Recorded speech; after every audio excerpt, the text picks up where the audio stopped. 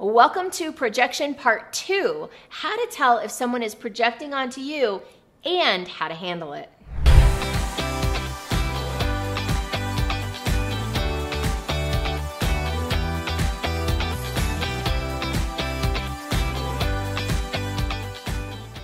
Have you ever gotten the feeling that someone is projecting their own beliefs, fears, and attitudes onto you, and you don't really like it very much, doesn't feel so good? Well, in this video, I'm going to dive into what it looks like when someone is projecting onto you. I'm going to share a few examples, and then I'm going to share with you ways that you can deal with it, what you can do or say if someone is projecting onto you.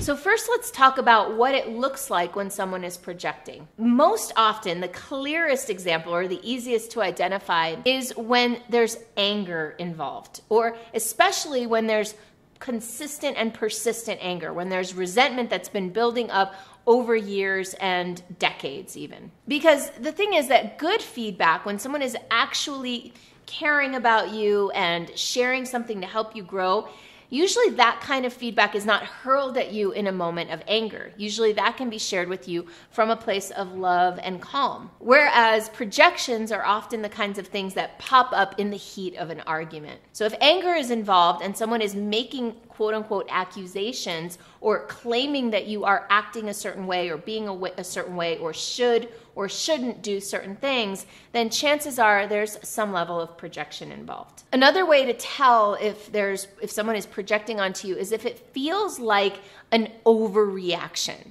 If it's a small little thing and it blows up really big. I'll give you an example. I remember in college, my roommate, I won't say her name, but she used to plunk around in her heavy shoes. And there were all these other things that went on in our relationship that made me feel like she wasn't very considerate. But one day she was clunking around in her heavy shoes and I lost it. I was just like, you are the most unconsiderate person.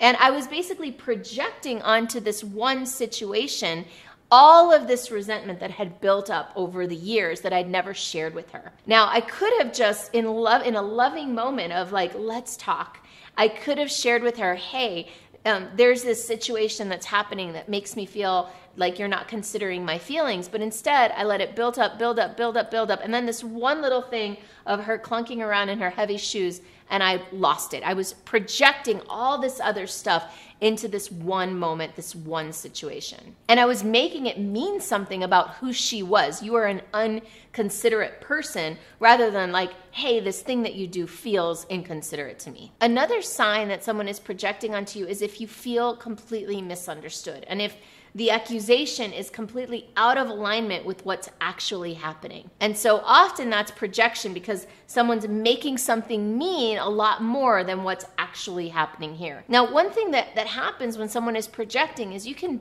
pretty much be sure that if they're projecting onto this little thing, some huge thing, there's a whole lot more going on under the surface than they're sharing with you. And so there's a lot that you can do about this that I'm going to get into a little bit later in the video. So first, let's talk about some examples. I'm going to take a moment before I keep going to invite you to hit like on this video, subscribe to my channel, and maybe even post a comment below about times when somebody has projected onto you and what you did about it, how you resolved it. So one of the most common or obvious examples of somebody projecting onto you is in the context of, say, an intimate relationship where someone is doing something themselves that they then accuse you of doing. So for example, a cheater is going to often think that their partner is cheating on them because they're projecting that tendency onto the other person. So if you find that somebody is hurling kind of crazy accusations at you of something that you would never do, you might want to wonder if they're the one actually doing it. And that's why projection is actually closely associated with another term called gaslighting. Gaslighting is when somebody starts to make you think that you're crazy by accusing you of doing the things that they're actually doing. So let's talk about what you can do or say when someone is projecting onto you and it feels unfair and you feel like you need to do something about it. Now, the first thing you want to think about is, can you de-escalate the situation? Usually, projection happens in the heat of a moment, in an argument. Can you pull the plug on the situation and diffuse it and de-escalate it so that you can take it down a few notches. And that might mean disengaging from the conversation. When you create a little space and a little time for people to reflect, if they're a normal person, a good person, chances are they'll realize the error of their ways, and they'll either apologize or at least open the door for some sort of honest conversation and reconciliation, which really usually can't happen in the heat of the moment. Another thing you can do is, if you can slow down and you can get to a place where you can have a calm and loving conversation, can you deeply listen to the other person? Can you invite them to share with you what's really going on and hold space for their feelings without taking on the projection as if it's your responsibility? One thing that you absolutely never want to do is take the bait. If you try to discuss, explain, defend, or argue in the heat of the moment, in that projection, you're basically acquiescing to the projection and you're becoming part of it and basically taking it on as if it were true by trying to defend or deflect it. What I suggest doing instead is to accept it in a way that doesn't take responsibility but honors where the other person is at. For example, it might sound like, wow, honey, I can tell that you're really upset about this and I'm really sorry that you feel that way.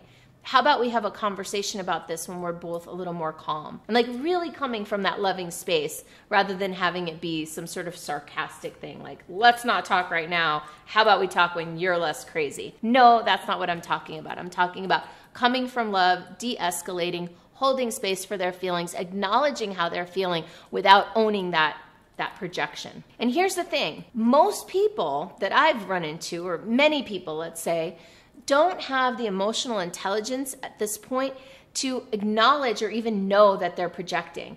Even the concept of projecting is kind of new. And most people, especially in the moment, are not aware that they're doing it.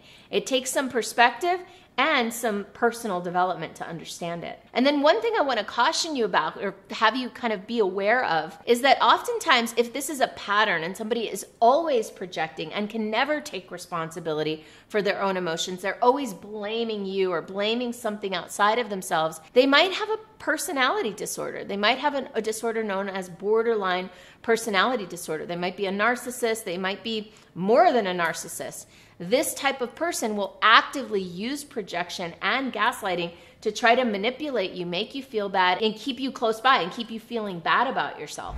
If you're a coach, an expert, an author, a speaker of some sort, and you would like to build and grow your business and you'd like to develop yourself in the process so that your business can be more joyful and energy rich, let's connect. You can set up time with me to see if and how I or my programs can support you by going to superstaractivator.com/go, and that's free to set up a discovery call, and you can also click on the link below.